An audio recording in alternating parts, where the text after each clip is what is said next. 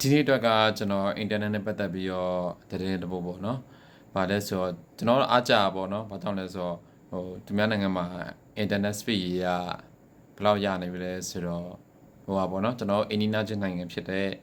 တရုတ်ပေါ့တရုတ်မှာဒီနေ့စပြီး launch လုပ်တယ်ပေါ့နော်။လုပ်တာကဘာလဲဆိုတော့10 gig အဲ့လိုပဲကျွန်တော်ပြောတော့10 gig ပေါ့နော်10 gig internet speed ဆိုတော့နည်းတော့အများမြန်တာတကယ်တမ်းကျွန်တော်အရှိလိုက်ဖတ်မှ10 gigabit per second မြန်နှုန်းရှိတဲ့ internet ပေါ့နော်အဲ့ဟိုကနော်mobile data မှာကျွန်တော်ပေါ်နေ 4G တို့ 5G တို့မဟုတ်ဘူးเนาะ 8G မဟုတ်ဒါ 10G ဆိုတာဒါကျွန်တော်ကျွန်တော်အိမ်နေမှာrouter ဆက်လေးရှိရယ်wifi မှာပါပြီးသားဟာလေးလေပြီးအဲ့အောက်မှာကျွန်တော်တို့ဒီ fiber optic ကြိုးလေးထိုးပြီးတော့သုံးရတာပေါ့နော်အဲ့ဒီ fiber line ဒါအလွယ်ပေါ့အားလုံးကိုမြင်တာအောင်ပြောပြရပုံစံတစ်ပေါ်ပါပဲအဲ့ဒီကကျွန်တော်တို့တရုတ်ပြည်မှာဆိုရင်10 gig တုံးလို့ရပြီကျွန်တော်ရန်ကုန်မှာတော့ကျွန်တော်အိမ်ဒီမှာအများဆုံးပေးထားတာကပဲလေ30 meg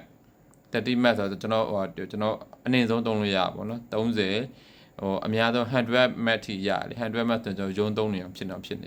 အဲ့ထက်မြန်တာတော့ကျွန်တော်လည်းမသိဘူးပေါ့နော်ကျွန်တော်လည်းမလျှောက်ဘူးကျွန်တော်အများဆုံးသိရတော့100 meg 100ပေါ့100 meg line ရှိရ30 meg ကျွန်တော်အိမ်မှာဆိုရင်30 meg line ရန်နာပုံတယ်လီပို့ကနေပြီးတော့ယူထားတာပေါ့နော်အဲ့ဒါနှုတ်အဲ့မြန်နှုန်း speed ကဘယ်လိုဖြစ်လဲဆိုတော့ကျွန်တော်တို့ 4K ပေါ့နော် 4K ရုပ်ရှင်ကားလေးက20 GB ရှိရယ်20 GB ရှိ 4K ရုပ်ရှင်ကားလေးကိုကျွန်တော်တို့ဒေါင်းမယ်ဆိုရင်ဒီမှာဆိုရင်ကျွန်တော်အင်အားလိုင်းနဲ့ဆိုရင်တနာရီနဲ့23မိနစ်ကြာရယ်ခုနကတရုတ်ပြည်က10 GB line နဲ့သာဒေါင်းမယ်ဆိုရင်စက္ကန့်20အောက်မှာပဲကြာပါရဲ့တဲ့အားကြစရာတခုကိုပြောထားမယ်နော်ကျွန်တော်မြန်မာပြည်လူတွေအရင်မှားကြတယ်ခုနကအဲ့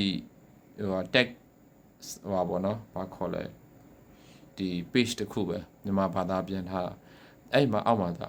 နိုင်ငံမှာတော့ကတော့တဲ့ 4G အောင်မနေ့လေးပဲလျော်တယ်အမှားနဲ့ 4G ကအဲ့ internet mobile ဟာ4 generation 4K မဟုတ်ဘူးအဲ့ဒါကိုလူရမသိကြအောင်အဓိကလည်းကျွန်တော်တို့ဒီအသုံးနှုန်းတွေမသိရလဲပါပေါ့လေကျွန်တော် mobile မှာက4 generation เนาะ 5th generation ပဲရှိရယ်ဒါမဲ့သူ့ရဲ့ internet speed ကအဲ့တော့ကျွန်တော်ဒီ 5G ပေါ့နော် 5G မှာဆိုရင် internet speed ကပေါ့150 200 meg ပေါ့နော်အဲ့ကြားရတယ်ပေါ့တကယ်ဟာပေါ့ဒါပေမဲ့သူ့ရဲ့မှာတော့ရေးထားတော့ GID 5G ရဲ့ internet speed ကဘယ်လောက်ထိရ up to လို့ကျွန်တော်ဖတ်လိုက်ရတာဘယ်လောက်လဲ20 gig ထိရတယ်ဆိုပြီးတော့ကျန်တယ်ဒါပေမဲ့ဘယ်နိုင်ငံမှမရပါဘူးဘယ်နိုင်ငံမှအဲ့20 gig မပေးထားပါဘူးသူပေးထားတာကအထိပဲ150 200ကြားပဲသူပေးထားဒါကတော့ average ပေါ့နော် average speed ပါကတော့တချို့နေရာမှာ450meg ထိရတယ်ပေါ့နော်အဲ့လိုကြားပါပဲ 5G ကကျွန်တော်အဲ့ကြောင့်မှားရဲ့အရာရှိရယ်ဒီ 4G internet ကျွန်တော်တို့ mobile phone တွေမှာပေးထားတဲ့ 4G 5G ဆိုတာ 5th generation 4th generation မှာမဟုတ်ပါဘူးမြန်နှုန်းမြန်နှုန်းဟာမဟုတ်ပါဘူးအဲ့တော့ကျွန်တော်internet မြန်နှုန်းဟာကြတော့ဒီ broadband ပေါ့နော်ဒီကျွန်တော်ကျိုးနေသွားတဲ့ fiber optic line ပေါ့ဒီ fiber internet line မှာဒါမှကျွန်တော်အဲ့မှာ10G လို့ပေါ့ပြတာပေါ့နော်ကျွန်တော်နိုင်ငံမှာရှိရင်1G လောက်ပဲရှိမှတင်တယ်နော်ဒါထင်တာပြောတာအဲ့ထက်လည်းပုံကျွန်တော်မှမသိရတာဘူးကျွန်တော်ပတ်ဝန်းကျင်မှာ1G ကိုမမြင်ဘူးသေးဘူး1G line နေပါမသုံးဘူးပေါ့ဗျာမသုံးဘူးပေါ့တဘောပါပဲ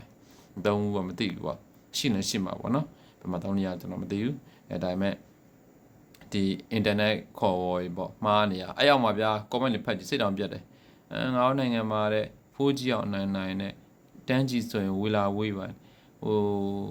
အဲ့လိုအဖြတ်သဘောဆောင်တဲ့ဟာရများအဓိကကျွန်တော်တို့ဒီမှာကknowledge ပေါ့ knowledge မရှိဘူးဒီဟာကိုဘယ်လိုမျိုးသုံးနှုန်းနဲ့ခေါ်ဝယ်ဆိုတာမသိဘူးအဲ့လိုအပြစ်တင်နေတာထိဆုံးအများရယ်အခုမှကျွန်တော်ဒီ broadband 10 gig line ကိုငါတို့ဒီမှာဖုန်းတွေမှာ 4G 5G ပဲ 4G အောင်အနိုင် 5G တောင်မလာသေးဘူးဆိုပြီးဘာဖြစ်နေတာပြောရှောက်ပြီးမဟုတ်တာရှောက်ပြောအဲ့ဟာကျွန်တော်တို့ ဒီအလွဲကြီးပေါ့နော်အဲ့ကိစ္စကျွန်တော်ကောင်းကောင်းလေးလေ့လာတင်တယ်ကျွန်တော်ဖုန်း mobile phone တွေမှာ4 generation 5 generation เนาะ 4G 5G အဲ့ဒါပြောတာသူရဲ့ internet speed 5G မှာပေါ့နော် 5G မှာ internet speed အလွန်ဆုံးက